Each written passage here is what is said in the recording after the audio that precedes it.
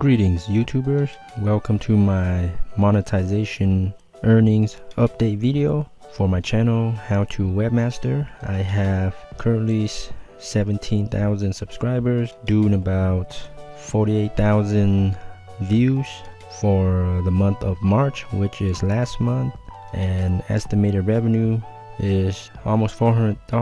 Alrighty, for the month of March, which is last month, again, my CPM was $17.49. My RPM rate per 1,000 is $8.25. So not every single view will be monetized, so that's why it's always a little bit, or sometimes a lot lower than the CPM rate. Anyways, that's what my channel earned.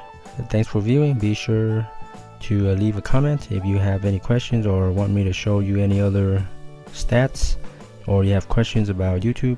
I'll be happy to answer them. Thanks again. Be sure to subscribe for more earning updates in the future.